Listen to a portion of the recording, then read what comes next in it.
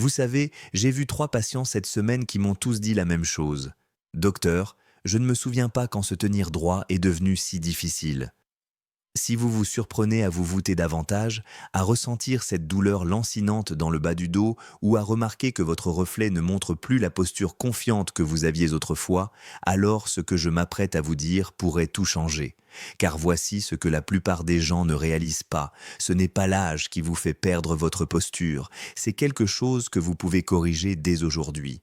Avant de commencer, rendez-moi service. Cliquez sur le bouton « J'aime », laissez un commentaire pour me dire d'où vous regardez la vidéo et abonnez-vous pour ne pas manquer les conseils santé que je partage chaque semaine.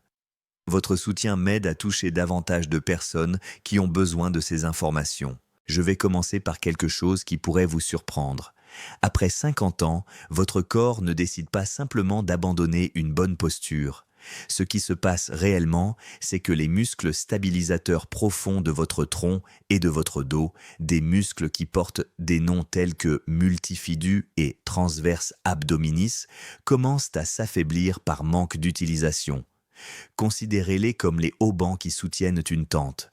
Lorsque ces haubans se relâchent, tout commence à s'effondrer vers l'intérieur. Je pratique la médecine depuis des années et je peux vous dire que la gravité n'est pas l'ennemi ici. C'est l'inactivité. Lorsque vous cessez de solliciter ces muscles posturaux, ils s'endorment pour ainsi dire.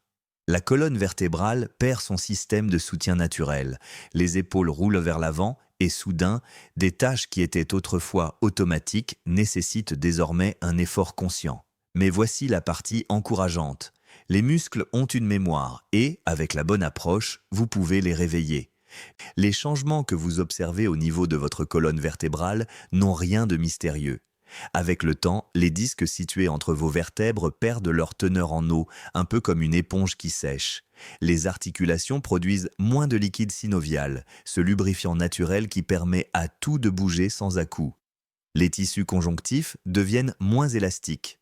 Rien de tout cela ne se produit du jour au lendemain, ce qui est en fait une bonne nouvelle. Car cela signifie que nous pouvons inverser le processus progressivement grâce à des mouvements réguliers et doux. Des recherches en physiothérapie gériatrique ont montré que des exercices spécifiques peuvent stimuler votre corps à produire davantage de liquide synovial, réhydrater ses disques et redonner de la souplesse aux tissus qui se sont raidis.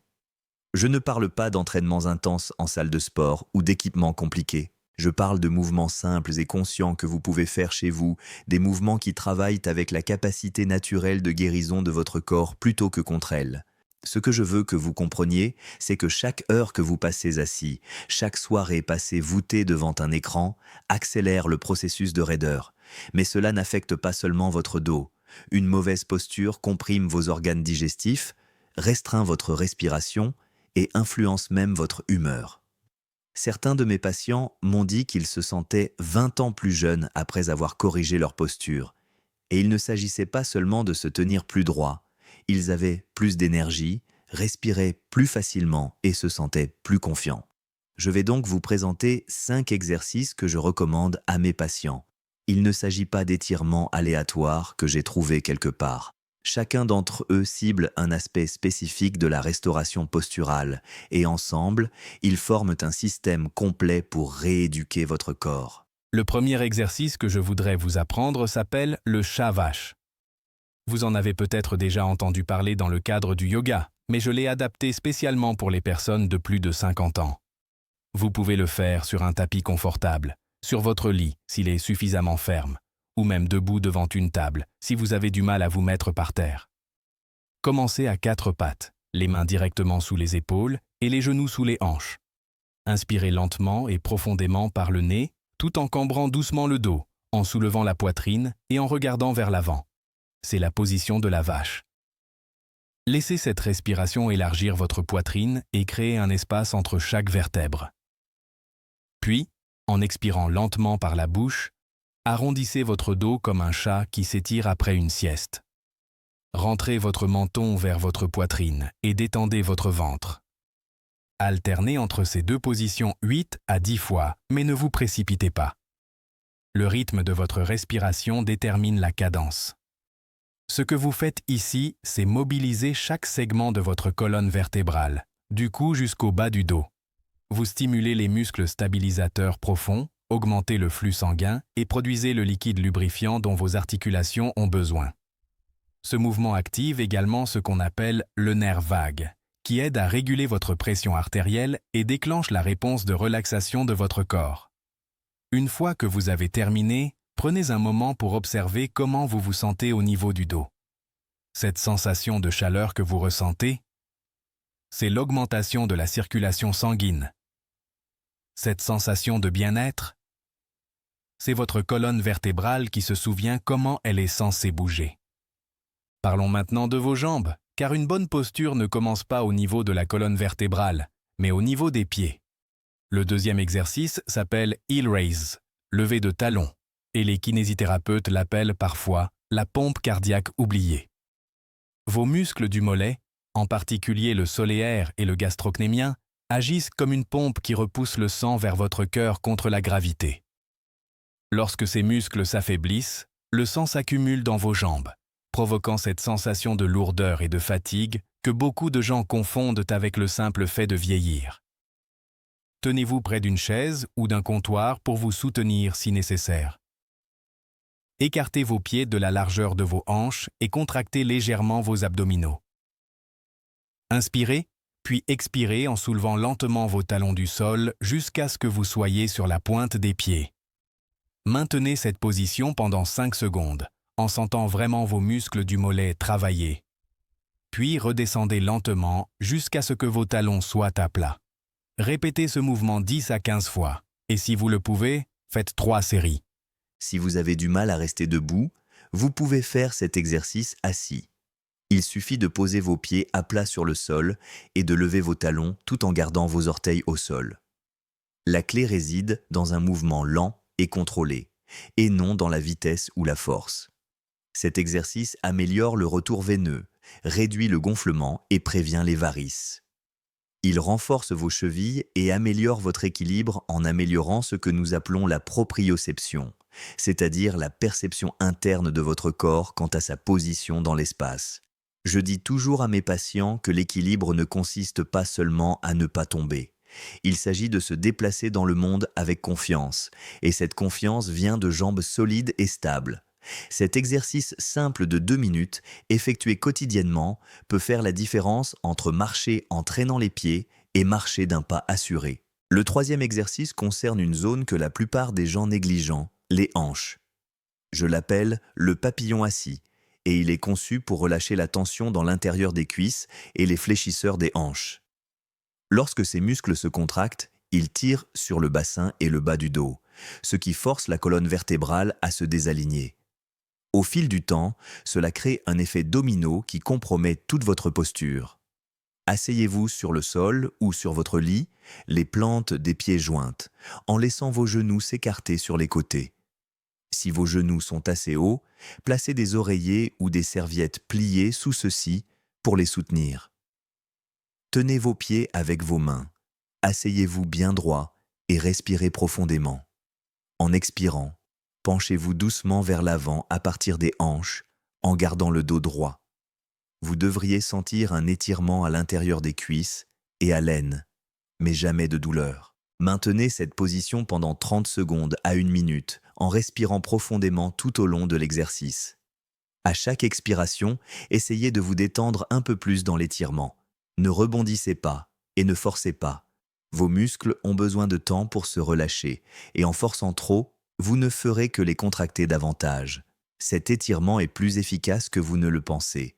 Il améliore la circulation sanguine dans la région pelvienne, augmente la mobilité des hanches et aide à prévenir les chutes en améliorant la longueur de vos foulées. Lorsque vos hanches sont plus souples, votre démarche devient plus naturelle et plus efficace. De plus, l'ouverture du bassin permet à votre diaphragme de bouger plus librement, ce qui améliore à la fois votre respiration et votre fonction digestive. Il y a également un avantage mental. La coordination de vos mouvements avec votre respiration active votre système nerveux parasympathique, la partie de votre système nerveux responsable du repos et de la récupération. Beaucoup de mes patients me disent donc que cet exercice les aide à se sentir plus calmes et plus centrés. Le quatrième exercice est celui que j'aime particulièrement, car il procure un soulagement immédiat.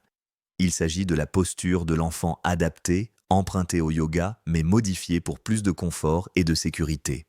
Il s'agit à la fois d'un étirement et d'un moment de restauration pour le bas du dos et les hanches. Agenouillez-vous sur une surface confortable, les pieds joints et les genoux écartés de la largeur des hanches. Si vos genoux vous gênent, placez une couverture pliée sous ceux-ci. Vous pouvez également placer un oreiller entre vos fesses et vos pieds pour un soutien supplémentaire. À partir de cette position, penchez-vous lentement vers l'avant jusqu'à ce que votre front repose sur le sol, un coussin ou même une pile d'oreillers. Laissez vos bras s'étendre devant vous ou reposez-les sur les côtés, selon ce qui vous semble le plus confortable. Une fois que vous êtes dans la posture, concentrez-vous sur votre respiration. Respirez profondément par le nez et à chaque expiration, sentez votre dos s'étirer et se détendre. Restez dans cette position pendant 30 secondes à 1 minute ou plus longtemps si cela vous fait du bien. L'avantage de cette position est que vous ne faites pas d'étirement actif. Vous laissez la gravité faire le travail pendant que vous vous détendez et vous abandonnez à elle. D'un point de vue médical, cette posture crée un allongement passif des muscles qui longent votre colonne vertébrale, vos muscles fessiers et la capsule autour de vos articulations de la hanche. Cela soulage la compression dans le bas du dos, réduit la pression sur les disques entre les vertèbres et améliore la circulation sanguine dans la région pelvienne.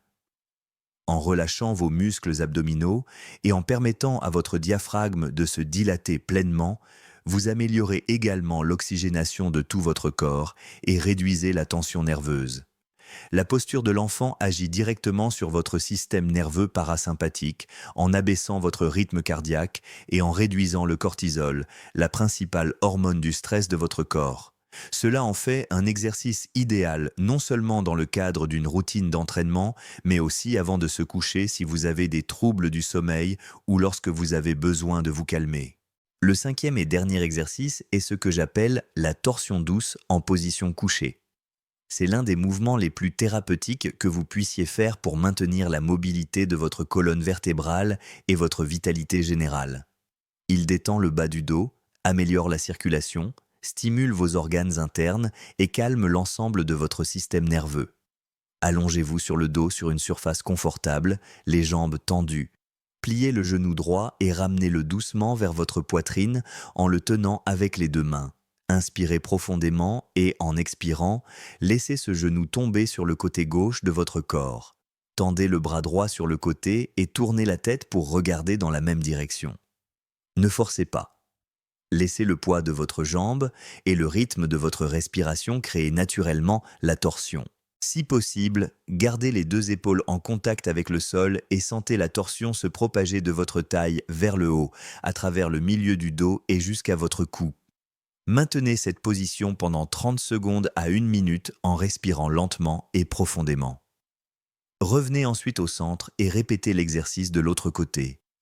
Si vous ressentez une tension au niveau de la hanche, placez un coussin sous votre genou pour le soutenir.